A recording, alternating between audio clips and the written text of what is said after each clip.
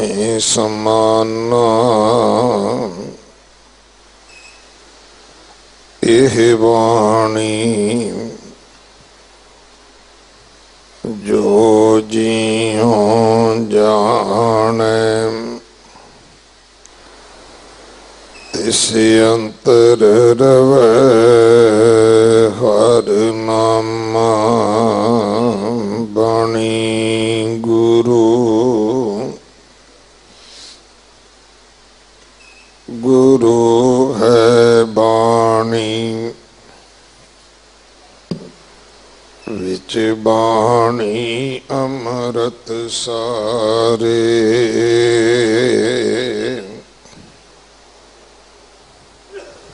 गुर बाणी कहे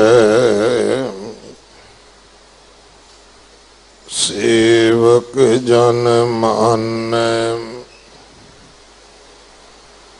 पर तख गुरु निस्तारै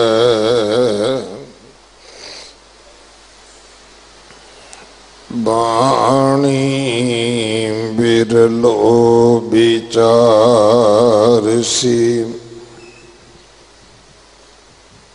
जे को गुरुमुख होए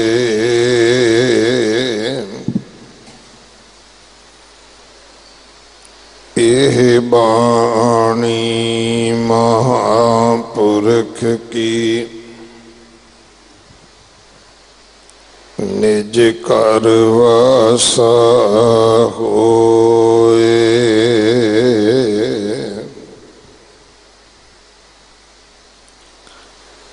तुखारी महल्ला पहला मेरे लाल रंगीले हम लालन के लाले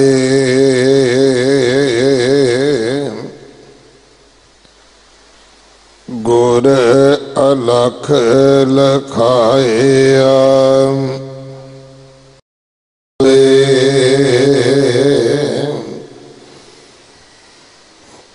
गुर अलख लखाया जहाँ तिस पाया जहाँ प्रभ कृपा तारी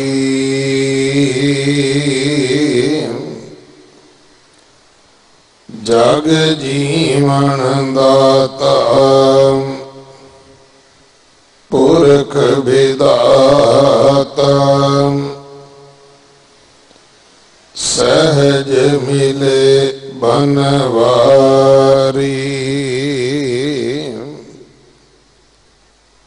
नदर करें तू तारें तरिए सच देवो दीन दयाला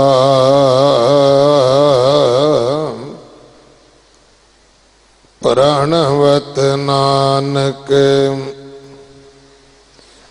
दासन दासा तू सर्ब जियां प्रतपाला परपुर तार रहे अत प्यारे शब्द राव रहिया गुर रूप मुरारे गुर रूप मुरारे त्रिपवन तारे ताका अंत न पाया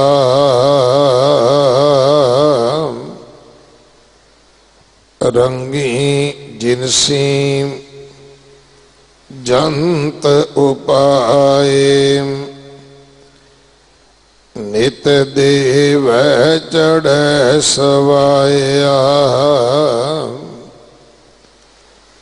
अपरंपर आपे थाप उथापे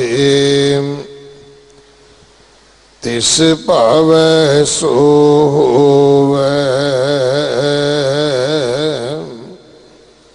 नानक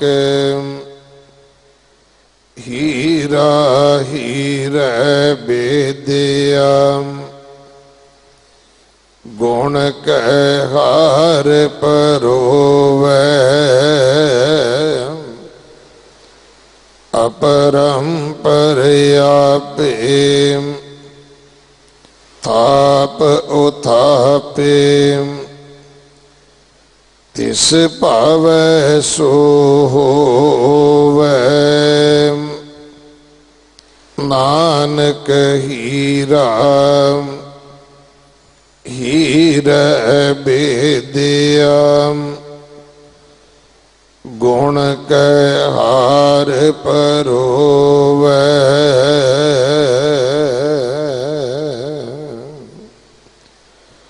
वाहिगुरु जी का खालसा वाहिगुरु जी की फतेह। तुखारी राग दे इस पावन शब्द दे 4 पदे हैं। पहले 2 पदियां दा पाठ जो अज आप जी ने सरवण किया है, इसकी विचार सत्कारयोग सिंह साहिब ज्ञानी हरप्रीत सिंह जी जथेदार तख्त श्री दमदमा साहिब गुरु कांशी आप जी नूं सरवण करवाउणगे। सतगुरु की बड़ी कृपा है, बड़े विद्वान हैं। अज दूसरे पातशाह गुरु अंगद साहब महाराज जी का पवित्र पावन प्रकाश गुरपुरब है। आप समूह संगतां नूं समुचे सिख जगत नूं समूह नानक नाम लेवा संसार नूं लख लख वधाइयां। सिंह साहब जी नूं जी आया जो अज इस पावन गुरपुरब के दिहाड़े ते सतगुरु जी के दरबार विच इस सेवा वास्ते हाजिर होए ने। सो एक दिन का उन्हां दा साडे पास समा है। प्रबंधक सेवादारां वल्लों आप संगत वल्लों सिंह साहब जी का बहुत बहुत धन्यवाद। हुणे ही 9 बजे तो लैके दोपहर 2 बजे तक दिल्ली से गुरुद्वारा प्रबंधक कमेटी तथा धर्म प्रचार कमेटी वालों अज दा एक गुरपुरब गुरमुखी दिवस के तौर पर मनाया जा रहा है। बाहर निशान साहब दे कोल गुरमुखी के अखरां का बोध करवाया जाएगा अते फिर अज शाम दे विशेष समागम हैं। पावन गुरपुरब मनाउण वास्ते आप जी इन्हां सारे समयां ते सेवा करके हाजरियां भर के गुरु की बख्शिशा प्राप्त करनिया जी। वाहिगुरु जी का खालसा वाहिगुरु जी की फतेह। जुग जुग अटल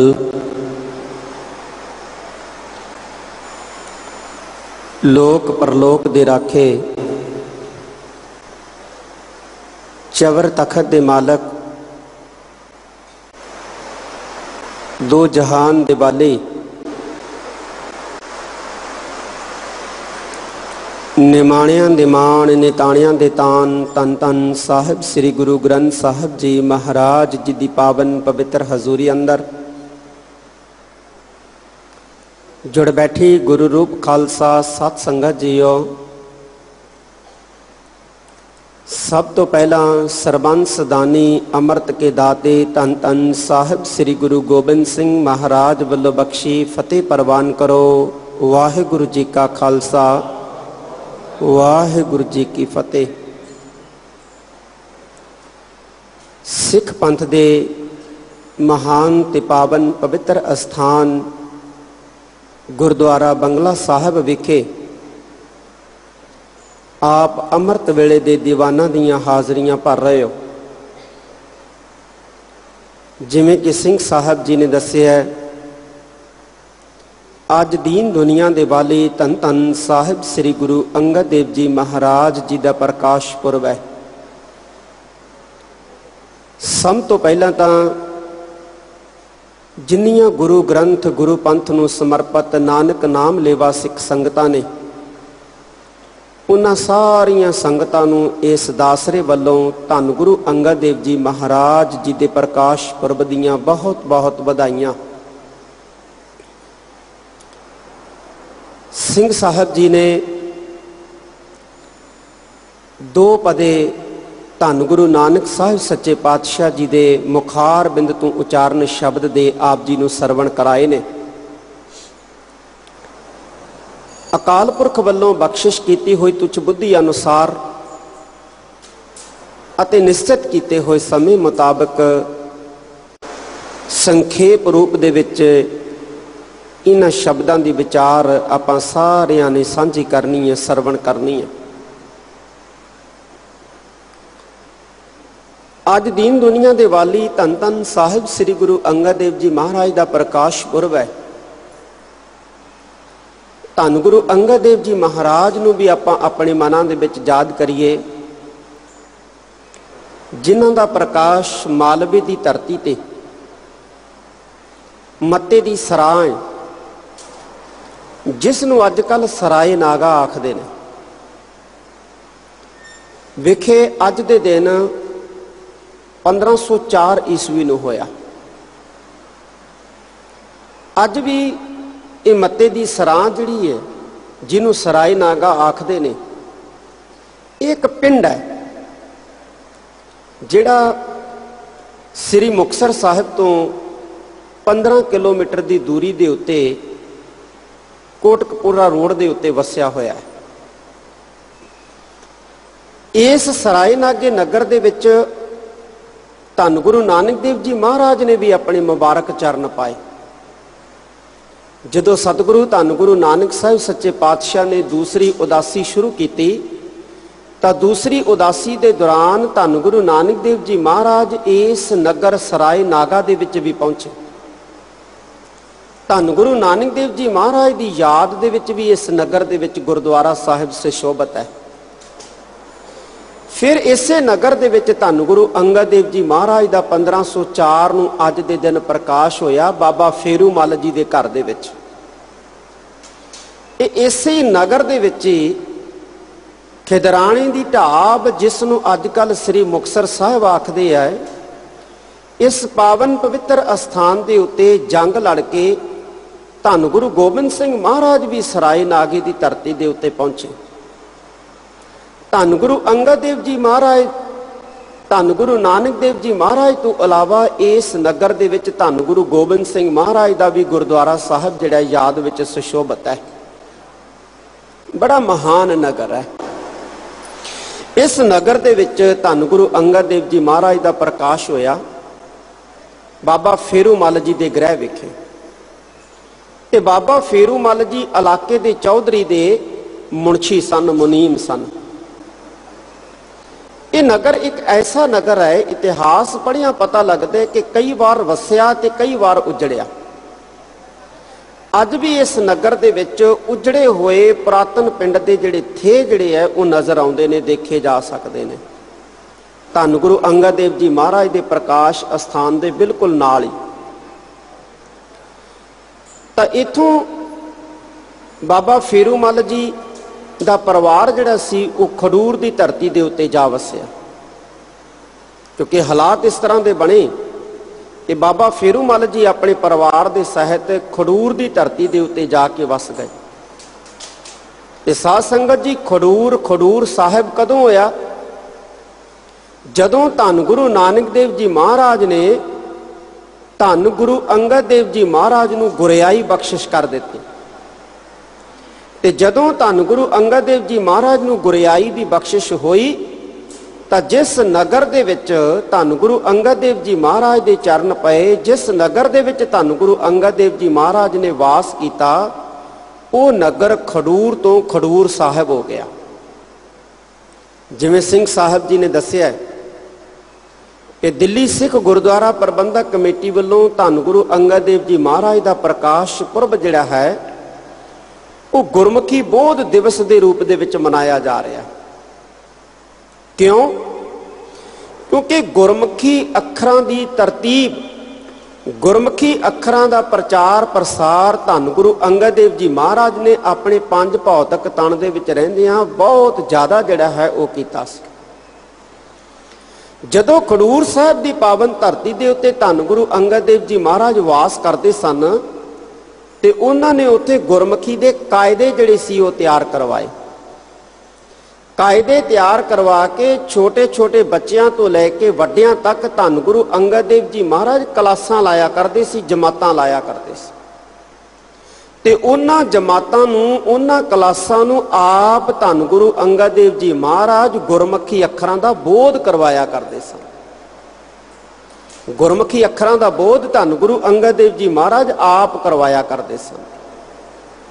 ਫਿਰ ਬਾਣੀ ਦੀਆਂ ਪੋਥੀਆਂ ਜਿਨ੍ਹਾਂ ਨੂੰ ਅੱਜ ਆਪਾਂ ਗੁਟਕਾ ਸਾਹਿਬ ਕਹਿੰਦੇ ਆ, ਇਹ ਧੰਨ ਗੁਰੂ ਅੰਗਦ ਦੇਵ ਜੀ ਮਹਾਰਾਜ ਨੇ ਤਿਆਰ ਕਰਵਾਏ ਤੇ ਸਿੱਖ ਸੰਗਤਾਂ ਨੂੰ ਖਡੂਰ ਸਾਹਿਬ ਦੀ ਪਾਵਨ ਧਰਤੀ ਦੇ ਉੱਤੇ ਗੁਰਮੁਖੀ ਦਾ ਬੋਧ ਕਰਵਾਉਣ ਤੋਂ ਬਾਅਦ ਫਿਰ ਗੁਰਬਾਣੀ ਦੀ ਸੰਥਿਆ ਜਿਹੜੀ ਹੈ ਉਹ ਦੇਣੀ ਪ੍ਰਾਰੰਭ ਕੀਤੀ। ਬਹੁਤ ਮਹਾਨ ਕਾਰਜ ਸੀ ਧੰਨ ਗੁਰੂ ਅੰਗਦ ਦੇਵ ਜੀ ਮਹਾਰਾਜ ਦੇ, ਜਿੱਥੇ ਗੁਰਮੁਖੀ ਅੱਖਰਾਂ ਦਾ ਬੋਧ ਕਰਵਾਉਣਾ, ਜਿੱਥੇ ਗੁਰਬਾਣੀ ਦੀ ਸੰਥਿਆ ਦੇਣੀ, ਜਿੱਥੇ ਸਤ ਸੰਗਤ ਦੇ ਵਿੱਚ ਰੂਹਾਨੀਅਤ ਦਾ ਉਪਦੇਸ਼ ਦੇਣਾ, ਜਿੱਥੇ ਲੰਗਰਾਂ ਦੇ ਵਿੱਚ ਸੇਵਾ ਕਰਨ ਦੀ ਤਾਕੀਦ ਕਰਨੀ, ਉੱਥੇ ਧੰਨ ਗੁਰੂ ਅੰਗਦ ਦੇਵ ਜੀ ਮਹਾਰਾਜ ਸਿੱਖਾਂ ਨੂੰ ਰਿਸ਼ਟ ਪੁਸ਼ਟ ਰੱਖਣ ਦੇ ਲਈ ਅਖਾੜੇ ਵੀ ਰਚਿਆ ਕਰਦੇ ਸੀ ਤੇ ਉਹਨਾਂ ਅਖਾੜਿਆਂ ਦੇ ਵਿੱਚ ਸਿੱਖਾਂ ਪਾਸੋਂ ਘੋਲ ਕਰਵਾਇਆ ਕਰਦੇ ਸਨ। ਅੱਜ ਵੀ ਗੁਰੂ ਪਿਆਰਿਓ ਖਡੂਰ ਸਾਹਿਬ ਦੀ ਪਾਵਨ ਧਰਤੀ ਦੇ ਉੱਤੇ ਗੁਰਦੁਆਰਾ ਮੱਲ ਅਖਾੜੇ ਜਿਹੜਾ ਹੈ ਉਹ ਸੁਸ਼ੋਭਿਤ ਹੈ। ਧੰਨ ਗੁਰੂ ਅੰਗਦ ਦੇਵ ਜੀ ਮਹਾਰਾਜ ਘੋਲ ਕਰਵਾਇਆ ਕਰਦੇ ਸਨ ਸਿੱਖਾਂ ਦੇ। ਕਿਉਂ? ਕਿਉਂਕਿ ਮਹਾਰਾਜ ਦਾ ਗੁਰੂ ਪਿਆਰਿਓ ਬਚਨ ਸੀ ਕਿ ਭਾਈ ਸਿੱਖੋ, ਜੇ ਤੁਸੀਂ ਸਰੀਰਕ ਤੌਰ ਦੇ ਉੱਤੇ ਤੰਦਰੁਸਤ ਰਹੋਗੇ, ਤੁਹਾਡਾ ਸਰੀਰ ਤੰਦਰੁਸਤ ਰਹੇਗਾ, ਫਿਰ ਤੰਦਰੁਸਤ ਸਰੀਰ ਦੇ ਨਾਲ ਹੀ ਤੁਸੀਂ ਭਜਨ ਬੰਦਗੀ ਸੇਵਾ ਸਿਮਰਨ ਜਿਹੜਾ ਹੈ ਉਹ ਚੰਗੀ ਤਰ੍ਹਾਂ ਕਰ ਪਾਓਗੇ। ਜਿਵੇਂ ਅਸੀਂ ਪੁਰਾਤਨ ਫਲਸਫੇ ਪੜ੍ਹਦੇ ਹਾਂ ਨਾ, ਉਹਨਾਂ ਪੁਰਾਤਨ ਫਲਸਫਿਆਂ ਦੇ ਵਿੱਚ ਸਰੀਰ ਨੂੰ ਜਿਹੜਾ ਹੈ ਜਮਾ ਹੀ ਜ਼ੀਰੋ ਕੀਤਾ ਗਿਆ। ਸਰੀਰ ਨੂੰ ਭੁੱਖਾ ਰੱਖਣਾ ਚਾਹੀਦਾ ਹੈ ਜੇ ਤੁਸੀਂ ਰੂਹਾਨੀਅਤ ਦੀ ਪ੍ਰਾਪਤੀ ਕਰਨੀ ਹੈ। ਸਰੀਰ ਨੂੰ ਪਿਆਸਾ ਰੱਖਣਾ ਚਾਹੀਦਾ ਹੈ ਜੇ ਤੁਸੀਂ ਰੂਹਾਨੀਅਤ ਦੀ ਪ੍ਰਾਪਤੀ ਕਰਨੀ ਹੈ। ਜੇ ਗਰਮੀ ਹੈ ਤੇ ਸਰੀਰ ਨੂੰ ਅੱਗ ਬਾਲ ਕੇ ਉਹਦੇ ਦੁਆਲੇ ਜਿਹੜਾ ਹੈ ਉਹ ਫੇਰਨਾ ਚਾਹੀਦਾ ਹੈ, ਬਿਠਾਉਣਾ ਚਾਹੀਦਾ ਹੈ ਜੇ ਤੁਸੀਂ ਰੂਹਾਨੀਅਤ ਦੀ ਪ੍ਰਾਪਤੀ ਕਰਨੀ। ਜੇ ਸਰਦੀ ਦਾ ਮੌਸਮ ਹੈ ਤੇ ਸਰੀਰ ਦੇ ਉੱਤੇ ਠੰਡਾ ਪਾਣੀ ਜਿਹੜਾ ਹੈ 100 ਘੜਿਆਂ ਦੇ ਕਰੀਬ ਪਾਉਣਾ ਚਾਹੀਦਾ ਹੈ ਜੇ ਤੁਸੀਂ ਰੂਹਾਨੀਅਤ ਦੀ ਪ੍ਰਾਪਤੀ ਕਰਨੀ ਹੈ। ਪਰ ਇਹਨਾਂ ਸਾਰੇ ਫਲਸਫਿਆਂ ਦੀ ਇਸ ਵਿਚਾਰਧਾਰਾ ਦੇ ਵਿਪਰੀਤ ਧੰਨ ਗੁਰੂ ਨਾਨਕ ਸਾਹਿਬ ਸੱਚੇ ਪਾਤਸ਼ਾਹ ਦੀ ਵਿਚਾਰਧਾਰਾ ਨੇ ਸਾਨੂੰ ਸਮਝਾਇਆ ਕਿ ਨਹੀਂ ਭਾਈ, ਸਰੀਰ ਨੂੰ ਕਸ਼ਟ ਨਹੀਂ ਦੇਣਾ ਹੈ, ਸਰੀਰ ਨੂੰ ਔਖਿਆ ਨਹੀਂ ਕਰਨਾ ਹੈ। ਸਰੀਰ ਨੂੰ ਕਸ਼ਟ ਦਿੱਤਿਆਂ ਜਾਂ ਸਰੀਰ ਨੂੰ ਔਖਿਆਂ ਕਰਦਿਆਂ ਕਦੇ ਪਰਮਾਤਮਾ ਦੀ ਪ੍ਰਾਪਤੀ ਨਹੀਂ ਹੋ ਸਕਦੀ। ਮਹਾਰਾਜ ਨੇ ਬਾਣੀ ਦੇ ਵਿੱਚ ਸਾਨੂੰ ਕੀ ਸਮਝਾਇਆ? ਸਤਿਗੁਰੂ ਜੀ ਤਾਂ ਸਗੋਂ ਬਾਣੀ ਦੇ ਵਿੱਚ ਸਾਨੂੰ ਕਹਿੰਦੇ ਆ, ਨਾਨਕ ਸੋ ਪ੍ਰਭ ਸਿਮਰਿਐ ਤਿਸ ਦੇਹੀ ਕਉ ਪਾਲ। ਕਹਿੰਦੇ ਉਸ ਵਾਹਿਗੁਰੂ ਦਾ ਸਿਮਰਨ ਕਰਨਾ ਤੇ ਕਰਨਾ ਕਿਵੇਂ ਹੈ? ਕਹਿੰਦੇ ਸਰੀਰ ਦੀ ਯਥਾ ਸ਼ਕਤ ਪਾਲਣਾ ਕਰਦੇ ਹੋਏ। ਭਾਈ ਜੇ ਭੁੱਖ ਲੱਗਦੀ ਹੈ ਤੇ ਭੋਜਨ ਵੀ ਛਕਣਾ, ਜੇ ਪਿਆਸ ਲੱਗਦੀ ਹੈ ਤੇ ਜਲ ਵੀ ਛਕਣਾ, ਜੇ ਠੰਡ ਲੱਗਦੀ ਹੈ ਤੇ ਠੰਡ ਤੋਂ ਵੀ ਸਰੀਰ ਦਾ ਬਚਾਓ ਕਰਨਾ, ਤੇ ਜੇ ਗਰਮੀ ਲੱਗਦੀ ਹੈ ਤੇ ਗਰਮੀ ਤੋਂ ਵੀ ਸਰੀਰ ਦਾ ਬਚਾਓ ਕਰਨਾ। ਫਿਰ ਤੁਸੀਂ ਪਰਮਾਤਮਾ ਦੀ ਬੰਦਗੀ ਸੇਵਾ ਤੇ ਸਿਮਰਨ ਦੇ ਨਾਲ ਜੁੜਨਾ ਹੈ। ਫਿਰ ਤੁਹਾਡਾ ਲੋਕ ਵੀ ਸੁਖੀ ਹੋਊਗਾ ਤੇ ਪਰਲੋਕ ਵੀ ਸੁਹੇਲਾ ਹੋਊਗਾ। ਘੋੜੀ ਆਖਿਆ ਗੁਰੂ ਪਿਆਰਿਓ ਮਹਾਰਾਜ ਨੇ ਸਰੀਰ ਨੂੰ, ਇਹ ਘੋੜੀ ਨੂੰ ਖਵਾਓ ਪਿਆਓ ਤੇ ਘੋੜੀ ਦੇ ਉੱਤੇ ਸਵਾਰ ਹੋ ਕੇ ਸਫ਼ਰ ਵੀ ਤੈਅ ਕਰੋ। जे घोड़ी नूं कोई बंदा खवाई जावे पियाई जावे सफ़र ना करे तो घोड़ी तां भी गुरु प्यारिओ जिहड़ी है वो खराब हो जूगी, खत्म हो जूगी। ते जे घोड़ी नूं कोई खवावे ना कोई पियावे ना उहदे ते सवार हो के भार लद के सफ़र ही करी जावे सफ़र ही करी जावे तां भी घोड़ी खत्म हो जूगी। तां शरीर दी रिष्ट पुष्टता वास्ते धन गुरु अंगद देव जी महाराज ने खडूर साहब की पावन धरती के उत्ते अखाड़ियां की रचना की। ये महान कार्य सी गुरु प्यारिओ धन गुरु अंगद देव जी महाराज ने। धन गुरु नानक साहब सच्चे पातशाह की शरण विच आए। उस वक्त ना सी लहणा, असी इतिहास पढ़ते हैं। जदों भाई लहणा जी धन गुरु नानक देव जी महाराज की शरण दे विच आए, भाई लहणा जी ने जदों धन गुरु नानक साहब सच्चे पातशाह के चरणों के विच अपना सीस रखिया, मुड़ गुरु प्यारिओ सीस नहीं चक्या। एक बार धन गुरु नानक देव जी महाराज के कदमां के उत्ते जदों भाई लहणा जी ने अपना सीस रख दिता ना, मुड़ गुरु प्यारिओ धन गुरु नानक देव जी महाराज के चरणों के विचों भाई लहणा जी ने अपना सीस नहीं चुक्या। हमेशा गुरु के भाणे दे विच विचरदे रहे, गुरु की रजा दे विच विचरदे रहे। जे धन गुरु नानक देव जी महाराज ने आख्या भाई लहणा जी रात किन्नी को बतीत हुई है, ते भाई लहणा जी ने निमरता दे नाल आख्या महाराज जिन्नी तुसी बतीत कीती करवाई है उन्नी बतीत हुई है। तुहाडे हुक्म दे विच तुहाडी रजा दे विच ही सारा संसार है, सारा जगत है। सही मायनिਆਂ ਦੇ ਵਿੱਚ गुरु प्यारिओ जे भाई लहणा जी ने धन गुरु नानक देव जी महाराज ਨੂੰ समझिया ते धन गुरु नानक देव जी महाराज ने भाई लहणा जी ਨੂੰ धन गुरु अंगद देव जी महाराज के रूप ਦੇ ਵਿੱਚ ਸੁਭਾਈਮਾਨ कर दिता, प्रकाशमान कर दिता। कहते है कि जदों गुरु नानक देव जी महाराज ने निश्चय कर लिया ना कि गुरियाई जिहड़ी है वह भाई लहणा जी नूं सौंपनी है, बख्शिश करनी है, ते माता सुलखणी जी धन गुरु नानक देव जी महाराज दे कोल आए। कहन लगे हे पति जी, बाबा श्री चंद जी बाबा लक्ष्मी दास जी तुहाडे सपुत्र ने, तुसीं इन्हां दा ख्याल करो, इन्हां नूं भी कुछ ना कुछ बख्शिश रूप दे विच दे के जाओ। महाराज कहन लगे ये जिहड़ी गुरियाई है ये परमेश्वर की वस्तु है, ते असां उसे नूं सौंपणी है जिस नूं परमेश्वर ने सानू सौंपण दा आदेश किया है। कहन लगी नहीं जी तुहाडे पुत्र ने, तुसीं अपने पुत्रां नूं भी कुछ ना कुछ दिओ। ये भी जोग ने, इन्हां दी योग्यता जिहड़ी है एक बारी फेर परखो। तो कहते धन गुरु नानक देव जी महाराज कहन लगे ठीक है। भाई लहणा जी खड़ोते है, बाबा श्री चंद जी खड़ोते है, बाबा लक्ष्मी दास जी खड़ोते है, कुछ सिख भी खड़ोते हैं। कहते महाराज ने एक सिक्का जिहड़ा है अपनी हथेली के उत्ते रखिया, उन्होंने उतां उछालिया, अपने हाथ दे विच रख के ते मुट्ठी जिहड़ी है वह बंद कर ली। मुट्ठी बंद करके धन गुरु नानक देव जी महाराज अपने पुत्रां नूं पुछदे ने, कहंदे पुत्रो दसो इस साडी मुट्ठी दे विच की है। बाबा श्री चंद जी कहन लगे पिता श्री जी तुहाडी मुट्ठी दे विच सिक्का है। बाबा लक्ष्मी दास जी कहन लगे पिता जी तुहाडी मुट्ठी दे विच सिक्का है।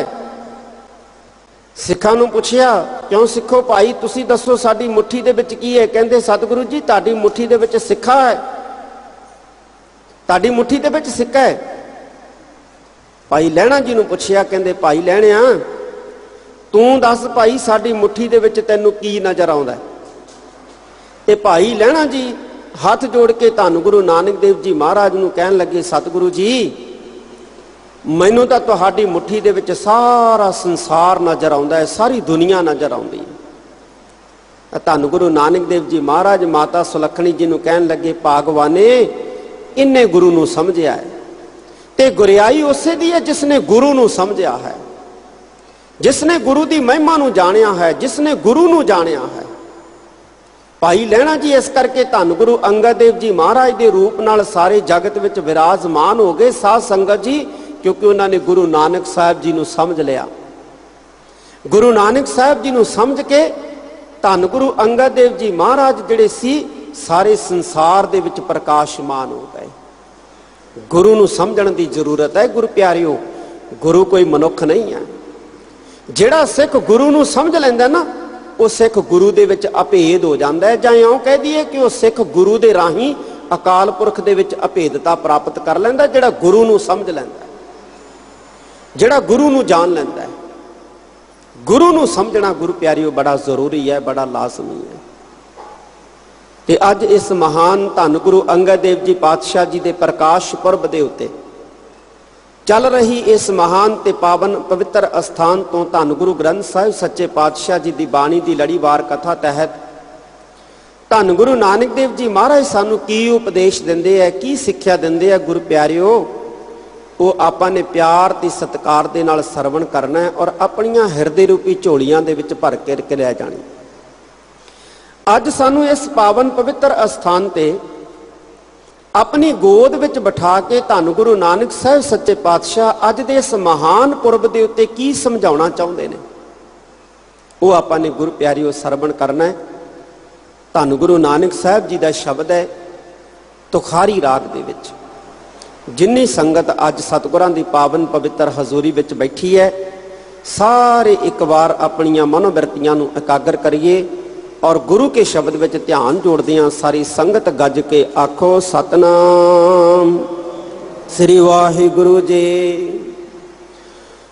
वाहिगुरु जी। तुखारी महला पहला। मेरे लाल रंगीले हम लालन के लाले, गोर अलख लखाया अवर ना दूजा पाले।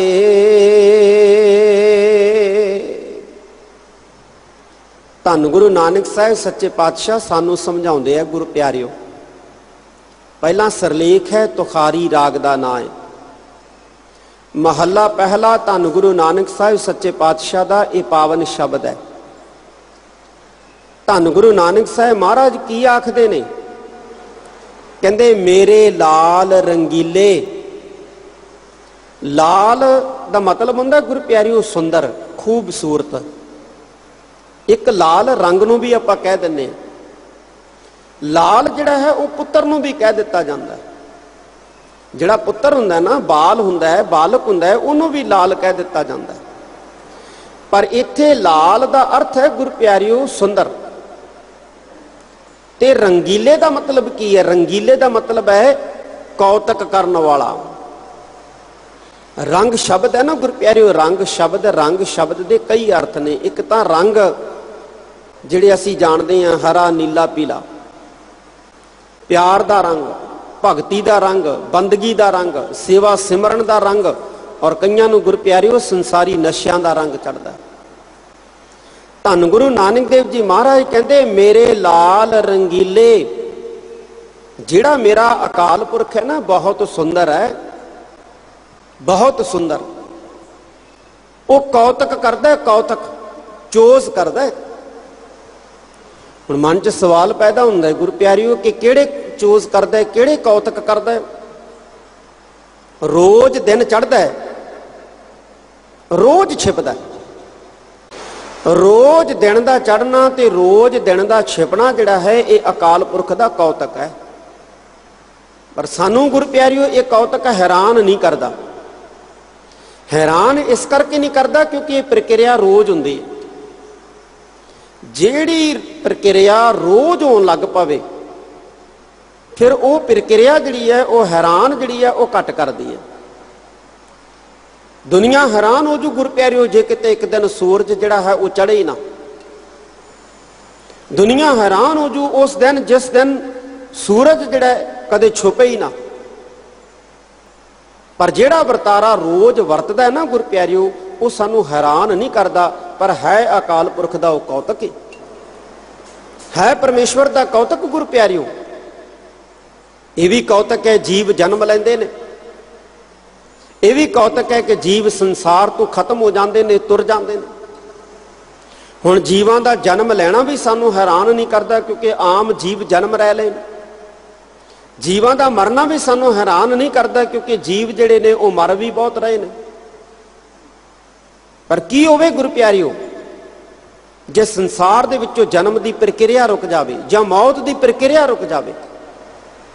ਸੰਸਾਰ ਦੇ ਵਿੱਚ ਜੀਵਾਂ ਦਾ ਜਨਮ ਲੈਣਾ, ਸੰਸਾਰ ਦੇ ਅੰਦਰ ਜੀਵਾਂ ਦੀ ਮੌਤ ਹੋਣੀ, ਦਿਨ ਦਾ ਚੜ੍ਹਨਾ, ਦਿਨ ਦਾ ਛਿਪਣਾ, ਰੁੱਤਾਂ ਦਾ ਬਦਲਣਾ, ਕਦੇ ਗਰਮੀ ਆ ਗਈ, ਕਦੇ ਸਰਦੀ ਆ ਗਈ, ਕਦੇ ਪਤਝੜ ਆ ਗਈ, ਕਦੇ ਬਸੰਤ ਆ ਗਈ, ਰੁੱਤਾਂ ਦਾ ਬਦਲਣਾ, ਕਦੇ ਬਾਰਿਸ਼ ਆ ਗਈ, ਇਹ ਸਾਰਾ ਗੁਰੂ ਪਿਆਰਿਓ ਅਕਾਲ ਪੁਰਖ ਦਾ ਕੌਤਕ ਹੈ, ਅਕਾਲ ਪੁਰਖ ਦੇ ਚੋਜ਼ ਹੈ। ਤਾਂ ਧੰਨ ਗੁਰੂ ਨਾਨਕ ਦੇਵ ਜੀ ਮਹਾਰਾਜ ਕਹਿੰਦੇ ਜਿਹੜਾ ਮੇਰਾ ਅਕਾਲ ਪੁਰਖ ਹੈ ਨਾ ਉਹ ਬੜਾ ਸੁੰਦਰ ਹੈ ਔਰ ਅਨੇਕਾਂ ਕੌਤਕ ਕਰਦਾ ਹੈ, ਅਨੇਕਾਂ ਕੌਤਕ। ਕਦੇ ਉਹਦੇ ਕੌਤਕਾਂ ਨੂੰ ਸਮਝਣ ਦਾ ਯਤਨ ਕਰੀਏ, ਕਦੇ ਉਹਦੇ ਕੌਤਕਾਂ ਨੂੰ ਸਮਝਣ ਦਾ ਯਤਨ ਕਰੀਏ। ਸੰਸਾਰ ਦੇ ਵਿੱਚ ਕੋਈ ਐਸੀ ਤਾਕਤ ਨਹੀਂ ਗੁਰੂ ਪਿਆਰਿਓ ਜਿਹੜੀ ਦਿਨ ਨੂੰ ਚੜ੍ਹਨੋਂ ਰੋਕ ਸਕੇ। ਸੰਸਾਰ ਦੇ ਵਿੱਚ ਅਕਾਲ ਪੁਰਖ ਨੂੰ ਛੱਡ ਕੇ ਕੋਈ ਐਸੀ ਤਾਕਤ ਨਹੀਂ ਹੈ ਜਿਹੜੀ ਦਿਨ ਨੂੰ ਛਿਪਣੋਂ ਰੋਕ ਸਕੇ। ਅਕਾਲ ਪੁਰਖ ਨੂੰ ਛੱਡ ਕੇ ਦੁਨੀਆ ਦੇ ਵਿੱਚ ਐਸੀ ਕੋਈ ਤਾਕਤ ਨਹੀਂ ਗੁਰੂ ਪਿਆਰਿਓ ਜਿਹੜੀ ਰੁੱਤਾਂ ਨੂੰ ਬਦਲ ਸਕੇ। ਇਹ ਜੇ ਤਾਕਤ ਹੈ ਤਾਂ ਕੇਵਲ ਤੇ ਕੇਵਲ, ਕੇਵਲ ਤੇ ਕੇਵਲ, ਕੇਵਲ ਇੱਕ ਅਕਾਲ ਪੁਰਖ ਦੇ ਪਾਸ ਹੈ। ਇਹ ਸਾਰੇ ਬ੍ਰਹਮਾਂਡ ਦੇ ਵਿੱਚ ਗੁਰੂ ਪਿਆਰਿਓ ਜਿਹੜੇ ਕੌਤਕ ਹੋ ਰਹੇ ਨੇ ਇਹ ਸਾਰੇ ਅਕਾਲ ਪੁਰਖ ਪਰਮੇਸ਼ਵਰ ਦੇ ਕੌਤਕ ਨੇ। ਕਿਤੇ ਸਮੁੰਦਰ ਹੈ, ਕਿਤੇ ਰੇਗਿਸਤਾਨ ਹੈ, ਕਿਤੇ ਪਹਾੜ ਹੈ, ਕਿਤੇ ਬੀਆਬਾਨ ਹੈ, ਕਿਤੇ ਫਸਲਾਂ ਨੇ, ਕਿਤੇ ਆਬਾਦੀ ਹੈ, ਕਿਤੇ ਉਜਾੜ ਹੈ। ਇਹ ਸਭ ਪਰਮੇਸ਼ਵਰ ਦੇ ਕੌਤਕ ਨੇ। ਧੰਨ ਗੁਰੂ ਨਾਨਕ ਸਾਹਿਬ ਸੱਚੇ ਪਾਤਸ਼ਾਹ ਕਹਿੰਦੇ ਐ ਭਾਈ ਸਿੱਖੋ, ਉਹ ਮੇਰਾ ਜਿਹੜਾ ਸੁੰਦਰ ਵਾਹਿਗੁਰੂ ਹੈ ਉਹ ਬਹੁਤ ਕੌਤਕ ਕਰਦਾ ਹੈ, ਬਹੁਤ ਕੌਤਕ ਕਰਦਾ ਹੈ। ਕਦੇ ਉਹਦੇ ਕੌਤਕਾਂ ਨੂੰ ਸਮਝਿਆ ਹੀ ਨਹੀਂ ਅਸੀਂ ਦੁਨੀਆ ਦੇ ਲੋਕਾਂ ਨੇ, ਸੰਸਾਰ ਦੇ ਲੋਕਾਂ। ਅਸੀਂ ਇਹਨੂੰ ਆਮ ਵਰਤਾਰਾ ਸਮਝਦੇ ਹਾਂ। ਤੇ ਅਸੀਂ ਕੀ ਹਾਂ ਫਿਰ? ਜੇ ਅਕਾਲ ਪੁਰਖ ਸੁੰਦਰ ਹੈ, ਜੇ ਅਕਾਲ ਪੁਰਖ ਅਨੇਕਾਂ ਕੌਤਕ ਕਰਨ ਵਾਲਾ ਹੈ, ਤੇ ਫਿਰ ਅਸੀਂ ਜੀਵ ਕੀ ਹਾਂ? ਧੰਨ ਗੁਰੂ ਨਾਨਕ ਸਾਹਿਬ ਮਹਾਰਾਜ ਨੂੰ ਪੁੱਛੀਏ, ਮਹਾਰਾਜ ਅਸੀਂ ਸੰਸਾਰ ਦੇ ਜੀਵ ਕੀ ਹਾਂ? ਤੇ ਧੰਨ ਗੁਰੂ ਨਾਨਕ ਸਾਹਿਬ ਸੱਚੇ ਪਾਤਸ਼ਾਹ ਸਾਨੂੰ ਸਮਝਾਉਂਦੇ ਬਿਆਨ ਕਰਦੇ ਆ, ਕਹਿੰਦੇ ਪੁਰਖੋ ਜੇ ਤੁਸੀਂ ਸਾਨੂੰ ਪੁੱਛਦੇ ਹੋ ਨਾ ਕਿ ਅਸੀਂ ਕੀ ਹਾਂ, ਤਾਂ ਸੁਣੋ ਫਿਰ। ਕਹਿੰਦੇ ਹਮ ਲਾਲਨ ਕੇ ਲਾਲੇ, ਅਸੀਂ ਤਾਂ ਉਸ ਸੋਹਣੇ ਅਕਾਲ ਪੁਰਖ ਦੇ ਗੁਲਾਮ ਹੈ, ਗੋਲੇ ਹੈ। ਉਸ ਸੋਹਣੇ ਅਕਾਲ ਪੁਰਖ ਦੇ ਅਸੀਂ ਗੁਲਾਮ ਹੈ। ਲਾਲਨ ਦਾ ਮਤਲਬ ਕੀ ਹੈ ਗੁਰੂ ਪਿਆਰਿਓ?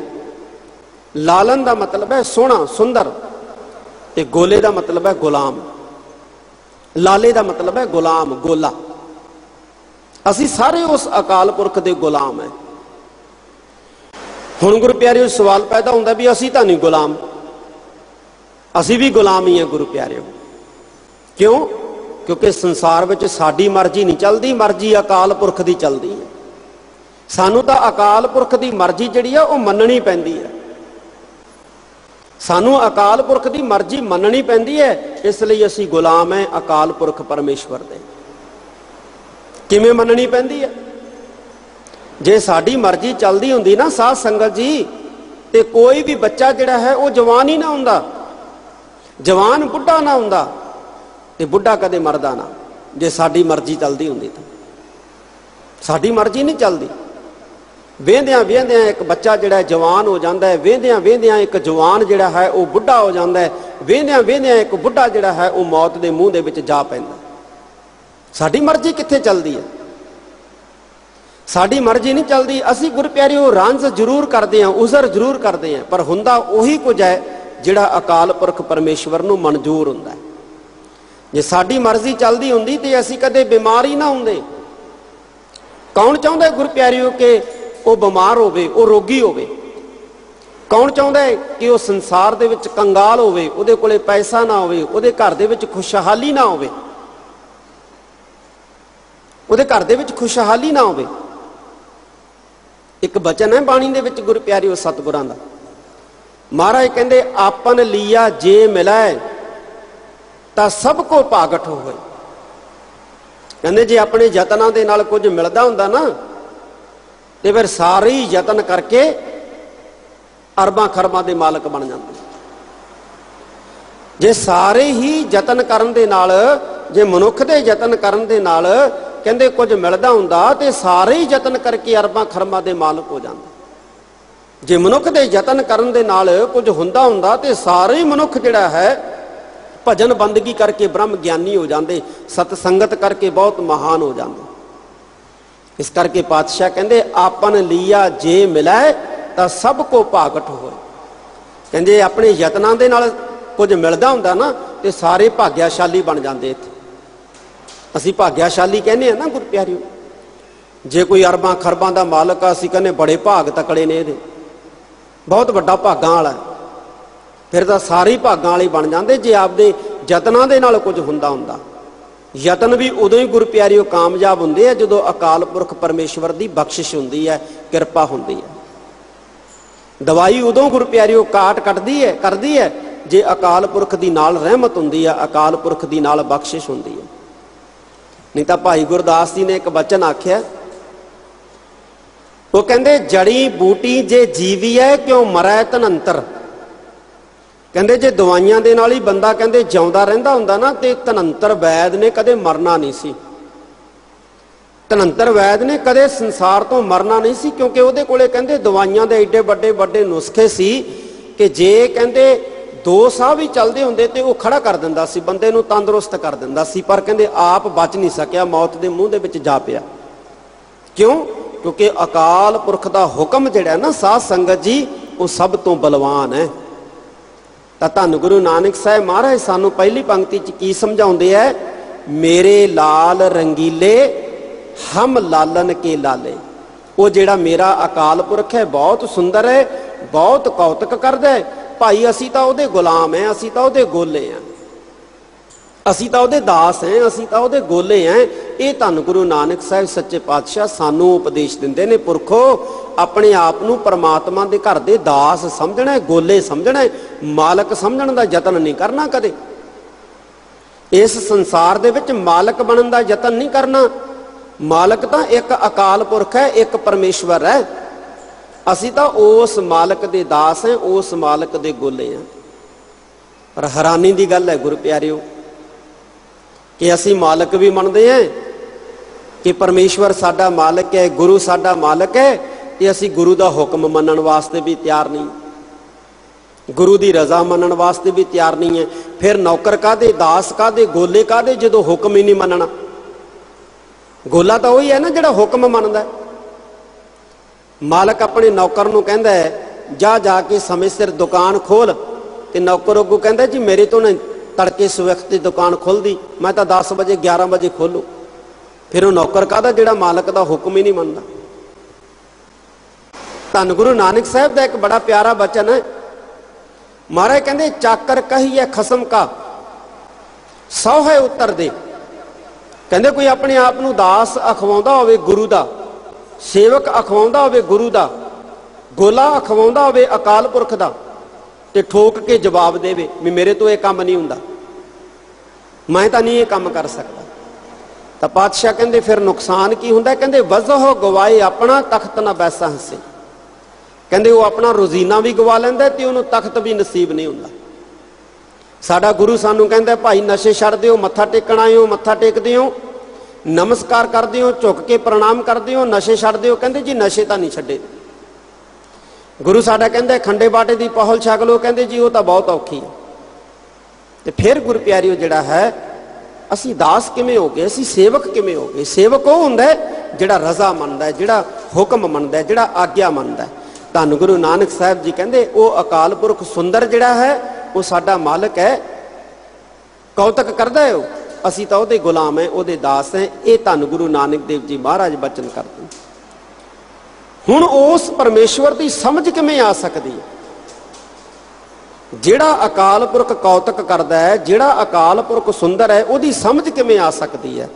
ਤਾਂ ਇਹਦਾ ਗੁਰੂ ਪਿਆਰਿਓ ਉੱਤਰ ਧੰਨ ਗੁਰੂ ਨਾਨਕ ਦੇਵ ਜੀ ਮਹਾਰਾਜ ਅਗਲੀ ਪੰਕਤੀ 'ਚ ਦਿੰਦੇ ਨੇ। ਕਹਿੰਦੇ ਗੁਰ ਅਲਖ ਲਖਾਇਆ, ਗੁਰ ਦੇ ਰਾਰੇ ਨੂੰ ਸਿਹਾਰੀ ਹੈ ਗੁਰੂ ਨੇ। ਨਾ ਲਖਿਆ ਜਾਣ ਵਾਲਾ ਪਰਮੇਸ਼ਵਰ ਸਾਨੂੰ ਸਮਝਾ ਦਿੱਤਾ, ਲਿਖਾ ਦਿੱਤਾ। गुरु ने समझ बख्शी है उस परमात्मा की जिसनों समझना बड़ा कठिन है, समझना बहुत औखा है। गुरु प्यारियो, इस गल च कोई शक नहीं कि अकाल पुरख की समझ जिहड़ी है वह गुरु बख्शदा है। संपूर्ण रूप दे विच अकाल पुरख नूं समझिया नहीं जा सकता, पर जिन्नी क बुद्धि है उस बुद्धि की समर्था के मुताबिक गुरु जिहड़ा है वह समझा दिंदा है। गुरु प्यारियो, जिन्नी क किसी की समर्था हुंदी है ना बुद्धि की, उन्होंने उन्ना क गुरु जिहड़ा है वह जना दिंदा है, समझा दिंदा है, समर्था रखता है गुरु। क्यों? क्योंकि गुरु परमेश्वर का रूप है, अकाल पुरख का रूप है। जिवें कोई बंदा दरिया का पानी नहीं पी सकता, सारे दरिया का पानी नहीं पी सकता, पर गुरु प्यारियो वो सारे बड़े वगदे दरिया दे विचों एक गिलास या 2 गिलास पानी पीने की समर्था तो रखता है ना। एक गिलास या 2 गिलास पानी पीने की समर्था तो रखता है, पूरा दरिया नहीं वो पी सकता। इवें अकाल पुरख दरिया है गुरु प्यारियो, ते असी प्यासे। गुरु जिसनों जिन्नी प्यास हुंदी है उन्ना गुरु प्यारियो उस अकाल पुरख रूपी दरिया दे विचों उन्होंने अकाल पुरख लिखा दिंदा, समझा दिंदा। ये गुरु की वडियाई है, गुरु की महिमा है। ते निशानी की हुंदी है? जिसने गुरु नाल जुड़ के अकाल पुरख नूं समझ लिया, जिसने गुरु नाल जुड़ के परमेश्वर नूं जान लिया, उसकी निशानी की हुंदी है? धन गुरु नानक देव जी महाराज कहते भाई सिखो दी निशानी हुंदी है अवर ना दूजा भाले। कहते भाई जी ने अकाल पुरख नूं समझ लिया ना, जिन्हों अकाल पुरख का ज्ञान लिखाता गुरु ने, कहते वो फिर किसी दूजे नूं नहीं भालदा, किसी दूजे नूं नहीं भालदा। जिवें साडी मुश्किल आ जाती है ना, असी कदे किहनूं लभन लग जाने हैं, कदे किहनूं लभन लग जाने हैं। कदे सोचते हैं भी फलाना साडी मुश्किल दूर करो, कदे सोचते हैं फलाना साडी मुश्किल दूर करो। नतीजा ये निकलता है गुरु प्यारियो कि कदे कोई कबरां ते चला जाता है, कोई समाधां ते चला जाता है, कोई मड़ियां ते चला जाता है। किसी नूं लगता है भी मड़ी तो दुख दूर हो जाणगे, दूजे नूं लगता है मैनूं समाध तो दुख दूर हो जाणगे, तीजे नूं लगता है मैं जे कबर अगे झुक गया कबर मेरे दुख दूर कर दू। कोई भी दुख दूर नहीं करता। साध संगत जी भुलेखा है सानूं। जे दुख दूर करता है तो केवल अकाल पुरख करता है, जे दुख दूर करता है तो केवल सतगुरु साहब करते हैं। ना कबर दुख दूर कर सकती है, ना मड़ी दुख दूर कर सकती है, ना कोई समाध दुख दूर कर सकती है, ना कोई तांत्रिक दुख दूर कर सकता है, ना कोई गुरु प्यारियो वहम भरम दुख दूर कर सकता है, ना कोई पखंड दुख दूर कर सकता है, ना कोई दंभ दुख दूर कर सकता है। दुख दूर कर सकता है तो केवल अकाल पुरख दूर कर सकता है। ते जिसनों अकाल पुरख की समझ आ गई ना गुरु प्यारियो, धन गुरु नानक देव जी महाराज कहते फिर वो अकाल पुरख नूं छड्ड के किसी होर नूं नहीं भालदा, फिर वो किसी होर नूं नहीं भालदा है, किसी होर पासे झाक नहीं रखता, किसी होर पासे नहीं जाता है। ये धन गुरु नानक देव जी महाराज गुरु प्यारियो सानूं दसदे ने। अगे बचन आखदे ने, ध्यान दिओ। गुर अलख लखाया जा तिस भाया, जा प्रभ कृपा धारे, जग जीवन दाता पुरख विधाता, सहज मिले बनवारे। गुर अलख लखाया। अलख का मतलब है जिन्हों समझिया नहीं जा सकता, जिन्हों लखिया नहीं जा सकता। गुरु ने जिन्हों उन्होंने समझा दिता। जेड़ा अकाल पुरख समझिया नहीं ना जा सकता गुरु प्यारियो, गुरु समझाउंदा है। जिस अकाल पुरख की समझ नहीं ना आ सकती कितों भी, चाहे कोई मर्जी गुरु प्यारियो कोई किते कोई दंभ कोई पखंड दे विच फसिया रहे, उस अकाल पुरख की समझ जिहड़ी है वह गुरु बख्शदा है। धन गुरु नानक देव जी महाराज कहते गुर अलख लखाया। गुरु ने जिस नूं ना लखिया जान वाला अकाल पुरख लिखा दिता, समझा दिता। पर महाराज एक सवाल पैदा होता है कि गुरु जिहड़ा है वो किसनों अकाल पुरख का ज्ञान बख्शदा है, गुरु किसनों अकाल पुरख नूं लिखाउंदा है। क्योंकि असीं भी समझना चाहुंदे हां, उस मालक नूं असीं भी समझना चाहुंदे हां, उस वाहिगुरू नूं असीं भी जानना चाहुंदे हां। पर गुरु जिहड़ा है वो किसनों जणाउंदा है अकाल पुरख का ज्ञान। तां धन गुरु नानक देव जी महाराज कहंदे ने, कहंदे जा तिस भाया, जिहड़ा कहंदे उहनूं चंगा लग जांदा, ਜਿਹੜਾ ਮਾਲਕ ਨੂੰ ਚੰਗਾ ਲੱਗ ਜਾਂਦਾ। ਜਾਂ ਪ੍ਰਭ ਕਿਰਪਾ ਧਾਰੀ, ਜਾਂ ਕਹਿੰਦੇ ਜਦੋਂ ਪ੍ਰਮਾਤਮਾ ਨੇ ਬਖਸ਼ਿਸ਼ ਕੀਤੀ, ਵਾਹਿਗੁਰੂ ਨੇ ਬਖਸ਼ਿਸ਼ ਕੀਤੀ, ਜਿਸ ਤੇ ਵਾਹਿਗੁਰੂ ਨੇ ਬਖਸ਼ਿਸ਼ ਕੀਤੀ, ਜਿਹੜਾ ਅਕਾਲ ਪੁਰਖ ਨੂੰ ਚੰਗਾ ਲੱਗਣ ਲੱਗ ਪਿਆ, ਕਹਿੰਦੇ ਉਹਨੂੰ ਗੁਰੂ ਜਿਹੜਾ ਹੈ ਅਕਾਲ ਪੁਰਖ ਦਾ ਗਿਆਨ ਬਖਸ਼ ਦਿੰਦਾ। ਇਹ ਸਾਡਾ ਸਿਧਾਂਤ ਹੈ ਗੁਰੂ ਪਿਆਰਿਓ, ਸਮਝਣ ਦੀ ਜ਼ਰੂਰਤ ਹੈ ਕਿ ਅਕਾਲ ਪੁਰਖ ਦੀ ਕਿਰਪਾ ਨਾਲ ਗੁਰੂ ਮਿਲਦਾ ਹੈ ਤੇ ਗੁਰੂ ਦੀ ਬਖਸ਼ਿਸ਼ ਦੇ ਨਾਲ ਅਕਾਲ ਪੁਰਖ ਮਿਲਦਾ। ਜਿਹੜਾ ਗੁਰੂ ਦੇ ਦਰ ਤੇ ਆਉਂਦਾ ਹੈ ਨਾ, ਜਾਂ ਗੁਰੂ ਵਾਲਾ ਬਣਦਾ, ਉਹ ਅਕਾਲ ਪੁਰਖ ਦੀ ਕਿਰਪਾ ਨਾਲ ਬਣਦਾ। ਜੇ ਅਕਾਲ ਪੁਰਖ ਦੀ ਰਹਿਮਤ ਹੁੰਦੀ ਹੈ, ਕੋਈ ਗੁਰੂ ਘਰ ਆਉਂਦਾ ਹੈ ਗੁਰੂ ਪਿਆਰਿਓ, ਅਸੀਂ ਸਾਰੇ ਧੰਨ ਗੁਰੂ ਗ੍ਰੰਥ ਸਾਹਿਬ ਸੱਚੇ ਪਾਤਸ਼ਾਹ ਦੀ ਹਜ਼ੂਰੀ ਦੇ ਵਿੱਚ ਬੈਠੇ ਇਸ ਮਹਾਨ ਤੇ ਪਾਵਨ ਪਵਿੱਤਰ ਅਸਥਾਨ ਦੇ ਉੱਤੇ ਸਤ ਸੰਗਤ ਕਰ ਰਹੇ ਹਾਂ। ਇਹ ਅਕਾਲ ਪੁਰਖ ਪਰਮੇਸ਼ਵਰ ਨੇ ਗੁਰੂ ਪਿਆਰਿਓ ਸਾਡੇ ਤੇ ਕਿਰਪਾ ਕੀਤੀ ਹੈ।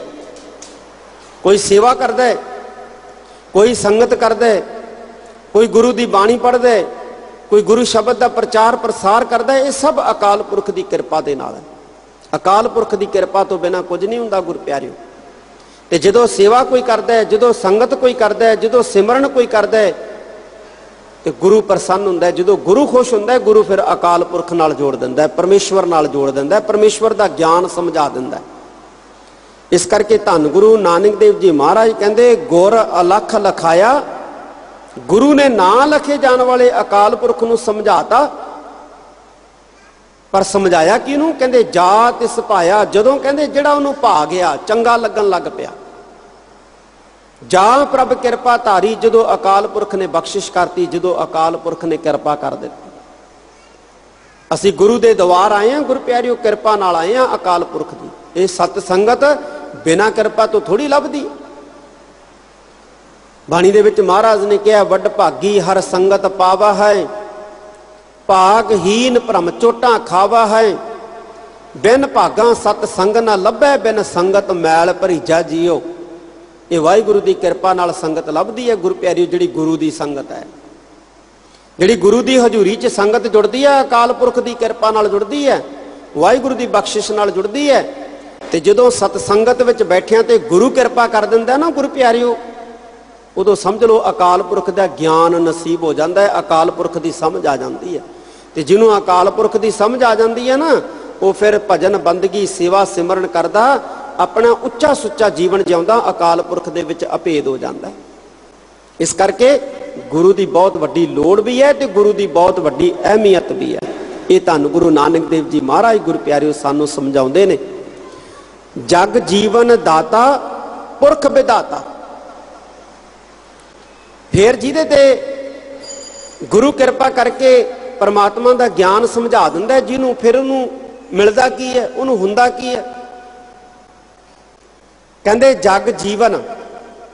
ਜਗ ਜੀਵਨ ਦਾ ਮਤਲਬ ਹੈ ਜਗਤ ਨੂੰ ਜੀਵਨ ਦਾਨ ਦੇਣ ਵਾਲਾ। ਦਾਤਾ, ਦਾਤਾ ਕੌਣ ਹੈ? ਦਾਤਾ ਕੇਵਲ ਸੰਸਾਰ ਦੇ ਵਿੱਚ ਅਕਾਲ ਪੁਰਖ ਹੈ ਗੁਰੂ ਪਿਆਰਿਓ।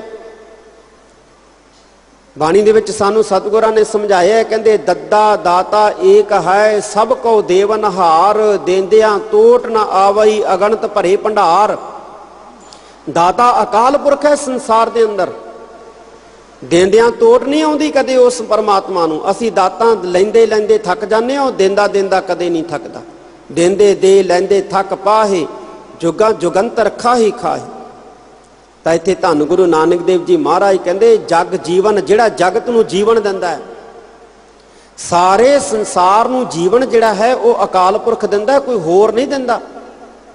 ਚਾਹੇ ਕੋਈ ਪਸ਼ੂ ਹੈ, ਚਾਹੇ ਕੋਈ ਪੰਛੀ ਹੈ, ਚਾਹੇ ਕੋਈ ਪੇੜ ਪੌਦਾ ਹੈ, ਚਾਹੇ ਕੁਝ ਵੀ ਹੈ, ਤੇ ਉਹ ਦਾਤਾ ਵੀ ਹੈ।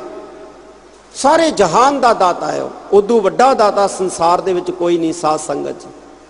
ਤੇ ਪੁਰਖ ਦਾ ਮਤਲਬ ਹੈ ਸਰਵ ਵਿਆਪਕ, ਵਿਦਾਤਾ ਦਾ ਮਤਲਬ ਹੈ ਸਿਰਜਣਹਾਰ। ਉਹ ਸਾਰੇ ਸੰਸਾਰ ਦੇ ਕਣ ਕਣ ਦੇ ਵਿੱਚ ਵਿਆਪਕ ਹੈ, ਜ਼ਰਰੇ ਜ਼ਰਰੇ ਦੇ ਵਿੱਚ ਵਿਆਪਕ ਹੈ, ਔਰ ਉਹ ਸਾਰੇ ਜਗਤ ਦਾ ਸਿਰਜਣਹਾਰ ਹੈ। ਜਿੱਡਾ ਵੱਡਾ ਅਕਾਲ ਪੁਰਖ ਸਿਰਜਣਹਾਰ ਹੈ, ਦੁਨੀਆ ਦੇ ਉੱਤੇ ਕੋਈ ਸਿਰਜਣਹਾਰ ਨਹੀਂ ਹੈ। ਮਿੱਟੀ ਦੇ ਭਾਂਡੇ ਬਣਾਉਣ ਵਾਲਾ ਨਾ, ਉਹ ਮਿੱਟੀ ਦੇ ਭਾਂਡੇ ਤਾਂ ਬਣਾ ਸਕਦਾ, ਪਰ ਮਿੱਟੀ ਪੈਦਾ ਨਹੀਂ ਕਰ ਸਕਦਾ ਸਾਧ ਸੰਗਤ ਜੀ। ਸੋਨੇ ਦੇ ਗਹਿਣੇ ਬਣਾਉਣ ਵਾਲਾ ਸੋਨੇ ਦੇ ਗਹਿਣੇ ਤਾਂ ਬਣਾ ਸਕਦਾ, ਪਰ ਸੋਨਾ ਪੈਦਾ ਨਹੀਂ ਕਰ ਸਕਦਾ। ਸੋਨਾ ਪੈਦਾ ਕਰਨ ਦੀ ਸਮਰੱਥਾ ਉਹਦੇ 'ਚ ਨਹੀਂ ਹੈ। जे सोना पैदा करने की भी समर्था ਉਹਦੇ ਚ ਹੁੰਦੀ ना तो ਉਹਦਾ सारी धरती ਨੂੰ सोने की बना ਦਿੰਦਾ। जिवें मिट्टी के भांडे बनाने वाला भांडे बना सकता, मिट्टी नहीं बना सकता। जिवें सोने के गहने बनाने वाला सोने के गहने बना सकता है, सोना नहीं बना सकता। पर अकाल पुरख एक ऐसा महान गुर प्यारिओ संसार दे विच सर्वश्रेष्ठ सिरजनहार है, जिहड़ा पंज तत्तां नूं भी पैदा करदा है ते पंजां तत्तां तो अगे गांह जिहड़ा है जीवां दी रचना भी करदा। मिस्त्री है ना जिहड़ा, वो मकान तां बना सकदा है, पर सीमेंट बजरी सरिया इट्टां ये नहीं बना सकदा। पर अकाल पुरख ऐसा है जिहड़ा मादा भी पैदा करदा है, पदार्थ भी पैदा करदा है ते पदार्थ दा संसार भी पैदा करदा है, संसार भी बनाउंदा है। इस करके अकाल पुरख तो वड्डा साध संगत जी कोई सिरजनहार नहीं है जगत दे अंदर, कोई सिरजनहार नहीं है। वो सब तो वड्डा क्रिएटर है जगत दा, दुनिया दा। धन गुरु नानक देव जी महाराज कहंदे जग जीवन दाता पुरख विधाता, जिहड़ा जगत नूं जीवन दान दिंदा है, जिहड़ा दाता है, जिहड़ा सर्वव्यापी, जिहड़ा सिरजनहार है, वो किवें मिलदा है? कहंदे सहज मिले बनवारी। बनवारी अकाल पुरख नूं कहा, कहंदे वो आत्मक अडोलता दे राही मिलदा है। सहज दा मतलब है आत्मक अडोलता, वो आत्मक अडोलता दे विच टिकिया मिलदा है। गुरु प्यारिओ, आत्मक अडोलता दीवा हुंदा ना, जे इहनूं बनेरे ते जगा दईए ते इहदी लौ जिहड़ी आ हवा दे नाल हिलदी है, इउं लगदा है जिवें हुण भी बुझिया हुण भी बुझिया हुण भी बुझिया। पर जे उसे बनेरे दे उत्ते जगदे दीवे नूं असीं कमरे दे अंदर लिया के रख दईए ते फिर उहदी लौ जिहड़ी आ स्थिर हो जांदी है। दीवे दी लौ जिहड़ी आ स्थिर हो जांदी है। क्यों?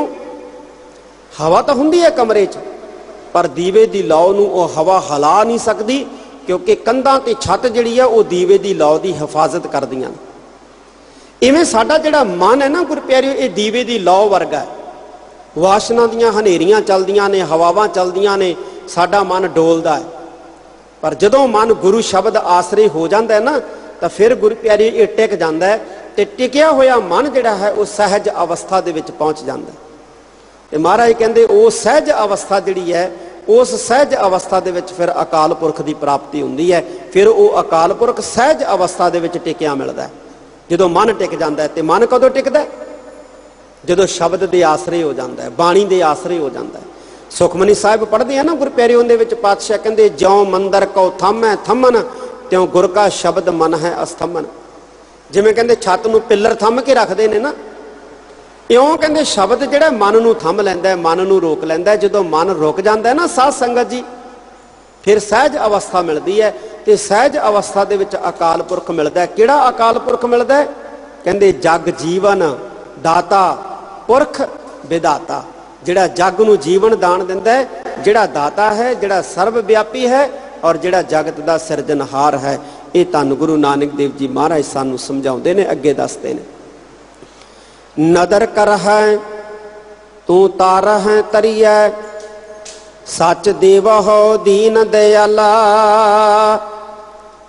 प्राणवत नानक दासन दासा, तू सर्ब जिया प्रतपाला। ये पंक्ति अकाल पुरख नूं संबोधन है, परमेश्वर नूं कहंदे ने, अकाल पुरख नूं कहंदे ने। कौन कहंदे ने? धन गुरु नानक देव जी महाराज। की कहंदे ने? कहंदे नदर कर है, वाहिगुरू जदों तू मेहर करदा है, किरपा करदा है, नदर कर है तू तारा है तरिया, कहंदे फिर तू जीवां नूं तारदा ते फिर ही जीव तर सकदे।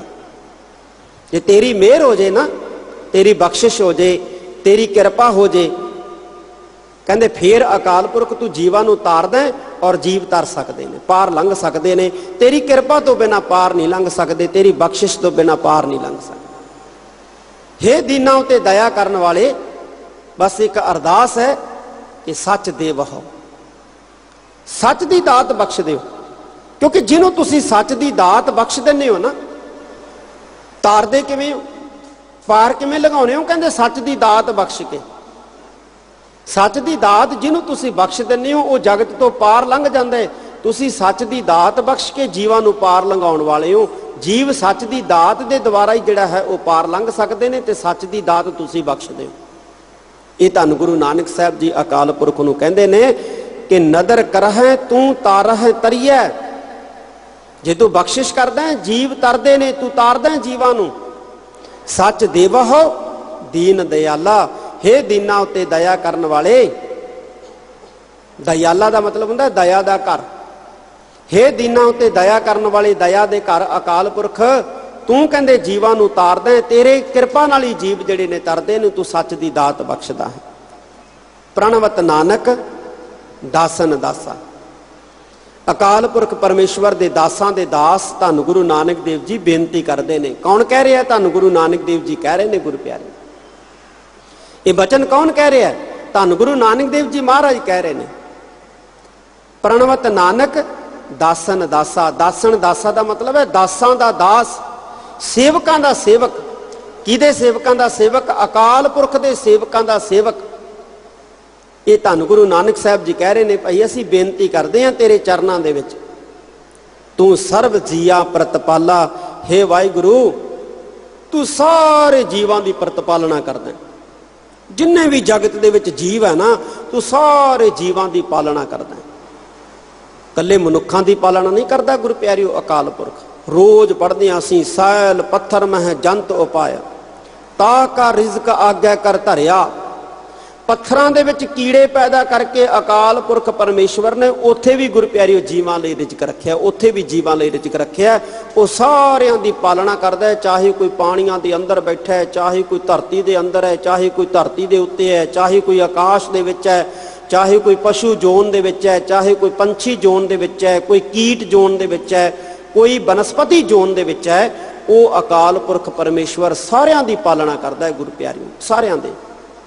जिवें एक पिता दे चार पुत्र हुंदे हैं ना, पिता गुरु प्यारे अपने चारे पुत्रां दी पालना करदा है, पर सब तो वध खुशी पिता अपने उस पुत्र नूं बख्शदा है जिहड़ा उहदी आग्या च चलदा है, जिहड़ा उहदी रज़ा दे विच चलदा है, जिहड़ा उहदे हुक्म दे विच मनदा है, जिहड़ा उहदा मान करदा है, जिहड़ा उहदा सत्कार करदा है। इवें पालना तां वाहिगुरू सारे जीवां दी करदा है साध संगत जी। पर प्यारा अकाल पुरख दा ओह है जिहड़ा गुरु दे लड़ लग के अकाल पुरख दी रज़ा दे विच चलण दा यतन करदा है। ये धन गुरु नानक देव जी महाराज ने गुरु प्यारिओ सानू इस शब्द दे अंदर समझाया है। 4 पदियां दा शब्द है, एक पदे दी विचार जिहड़ी है आपां ने सरवण कीती है, बाकी गुरु प्यारिओ कल सरवण करांगे। आओ इन्ने क शब्द जिहड़े है साध संगत जी प्रवान करने। इस दिल्ली सिख गुरुद्वारा प्रबंधक कमेटी के प्रधान साहब का, समुची दिल्ली सिख गुरुद्वारा प्रबंधक कमेटी का, और मेरी बहुत ही अजीज सिंह साहब भाई रणजीत सिंह जी हैड ग्रंथी गुरुद्वारा बंगला साहब जी का, इन्हों का विशेष तौर पर धन्यवाद जिन्होंने दास नूं आप जी के रूबरू होने का माण मौका बख्शिया। इन्ने शब्द जिहड़े आ वो प्रवान करने। एक बारी फिर अज धन गुरु अंगद देव जी महाराज के प्रकाश पुरब दियां आप सारियां संगतां नूं बहुत बहुत मुबारकां। आओ आखिरी पंक्ति पढ़ के जिहड़ा आपां अरदास फतेह बुलाइए। नदर करह तू तारह तरिया, सच देवा हो दीन दयाला। प्रणवत नानक दासन दासा, तू सर्ब जिया प्रतिपाला। वाहिगुरु जी का खालसा, वाहिगुरु जी की।